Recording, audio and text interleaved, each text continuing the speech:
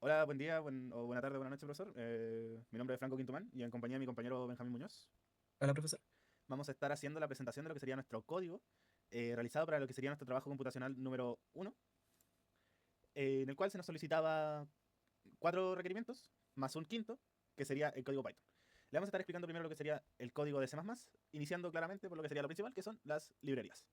Tenemos la primera librería, que sería el include IOStream. Esa simplemente es una librería que se usa claramente siempre para lo que es el código de salida y entrada en C++. Simplemente es el código base de C++. Después tenemos el include string. El include string como tal, la función que tiene sería usar las clases string en el código de C++. Que lo que hace es simplemente trabajar más fácil las cadenas de caracteres y lo que hace es incluir muchas funciones para operar y manipular distintas cadenas con el sufijo string, claramente. Después tenemos el include vector. Este como tal, como su nombre indica, nos permite usar el contenedor como tal vector. Y lo que hace es simplemente darnos una estructura con datos dinámicos con las que podemos cambiar el tamaño automáticamente. Los vectores como tal que vamos a usar son muy similares a los arreglos, pero la ventaja que tienen estos vectores son la de gestionar su tamaño y cosas así automáticamente. Después tenemos el último, que sería el include algorithm, que es este que se está viendo ahí. Y nos permite, como tal, lo que sería el uso de algunas funciones y algoritmos genéricos para operar sobre algunos contenedores, como tal. ¿A qué me refiero con esto? Esto se refiere a que nos da como tal una colección distinta de algoritmos que vamos a poder usar en el código, como bien podría ser el sort, el find, el copy o muchos otros que nos puede dar. Esto nos va a servir mucho para lo que serían los vectores, las listas y muchas otras cosas. Por ejemplo, lo que más fue utilizado fue el sort en algunas de las funciones. Y bueno, voy a darle paso a mi compañero para que explique lo que sería ya el inicio del código, que sería la función número uno. Cabe aclarar que el using namespace std fue usado para no tener que estar poniendo al inicio de cada cout o sein el std. Eso supongo que ya lo tiene usted asimilado. Así que vamos a ir a las funciones del primer código con mi compañero. Como funciona el primer código, básicamente es un conjunto funcional que está diseñado para reconocer secuencias específicas en los caracteres las reglas BNF solicitadas. Por ejemplo, la primera función, que es bool, es un dígito. Básicamente verifica si el carácter es un dígito, como obviamente dice la función. Retorna true si el carácter C está entre 0 y 9. De lo contrario, este retornará un false. En la siguiente función bool, llamada es una letra min, básicamente verifica si es un carácter de letra minúscula, en el cual este retorna true si el carácter C está entre A y Z. De lo contrario, este retorna false, igual que el anterior. En la otra función, que es bool condición D, básicamente ve si el carácter está en la posición index de la cadena S, si es un dígito. Si index es menor que la longitud de S y ese index es un dígito, incrementa el index y retorna true. De lo contrario, también retornará falso. En la función bool es condición L, básicamente verifica si el carácter en la posición index de la cadena es una letra minúscula. Si index es menor que la longitud de S y ese index es una letra minúscula, este incrementa index y le retorna true. De lo contrario, retornará falsa.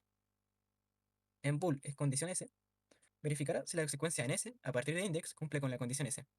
Básicamente, esta verifica de acuerdo con las reglas de S yendo a D, S de D, S E, donde D es un dígito y es una letra, seguida opcionalmente de una secuencia que cumple la S. La función es recursiva que usa start index para vertir el índice no cumple una condición.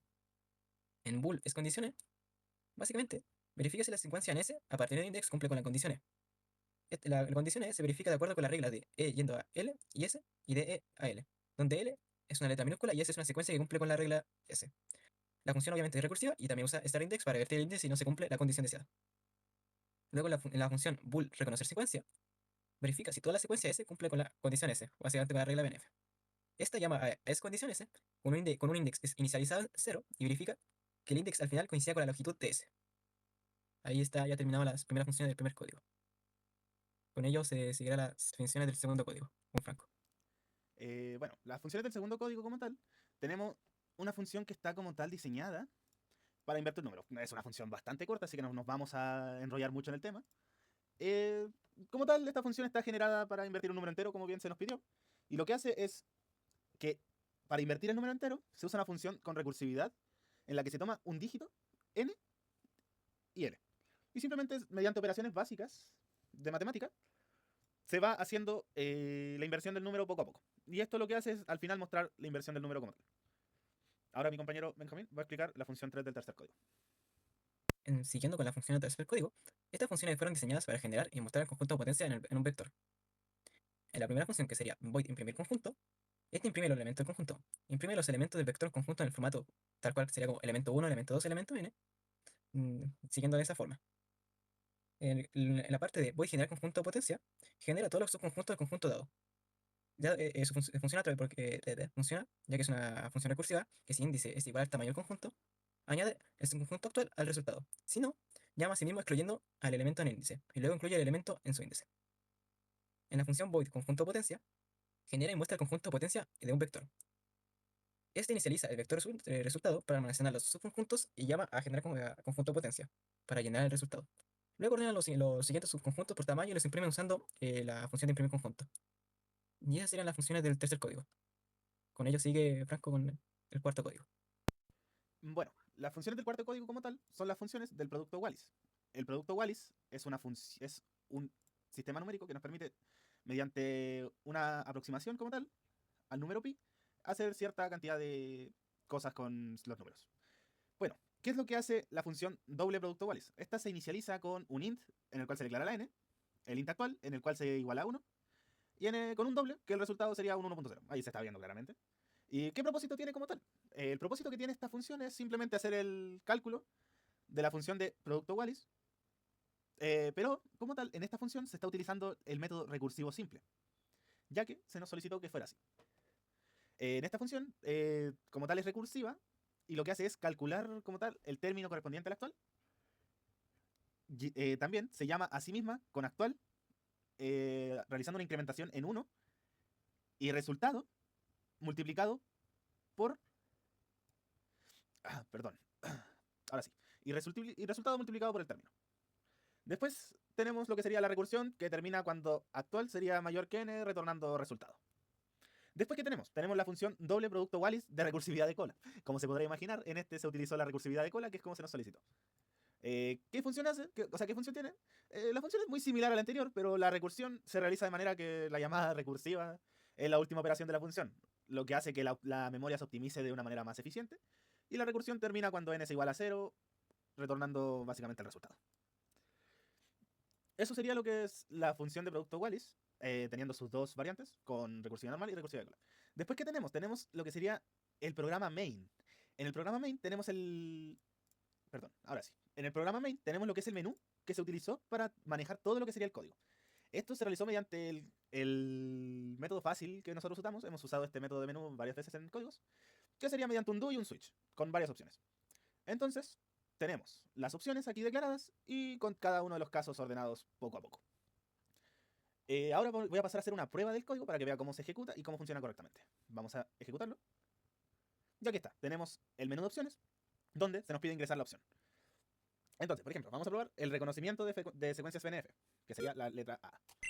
Al ingresar la letra A, nos indica que se indique la secuencia que será verificada. Entonces, aquí lo que tenemos que ingresar es la secuencia BNF que se nos va a verificar. La secuencia BNF que se nos entregó fueron dos. Vamos a probar con la segunda, que sería 3G 5 BBB 8. Entonces, sería 3G 5 BBB 8. Al momento de yo ingresar esto, el código lo que va a hacer verificar la secuencia y comprobar si la secuencia cumple con las condiciones de BNF o no. Y lo va a indicar por pantalla. Y aquí tenemos, la secuencia ingresada es correcta de acuerdo a los parámetros BNF. De caso de que la secuencia no sea correcta, va a mostrar lo siguiente. Por ejemplo, pongamos letras al azar y números al azar. Tenemos eso. La secuencia ingresada es incorrecta de acuerdo a los parámetros BNF. Y eso sería la A. Luego tenemos la letra B. Invertir número entero. Esto simplemente es invertir un número como tal. Así que lo que vamos a hacer va a ser 1, 2, 3, 4, 5, 6, 7, 8, 9. Le damos enter. Y aquí muestra su número invertido, que sería 9, 8, 7, 6, 5, 4, 3, 2, 1. ¿Para qué vamos a enrollarnos más en eso? Ya que es una función muy simple. Luego tenemos el obtener conjunto potencia de un vector. En esta ya entramos más a detalle porque tenemos dos opciones. Un submenú en el que tenemos, bueno, tres opciones para que contemos la opción de salida. Tenemos ingresar dato en el vector o la opción de ejecutar el conjunto potencia. Lo que vamos a hacer primero va a ser ingresar datos al vector, ya que si ejecutamos el conjunto potencia sin ningún dato, no va a mostrar nada. Entonces tenemos ingresar dato en el vector. Marcamos 1 y tenemos que introducir el número de 0 a 9. Entonces marcamos un 1.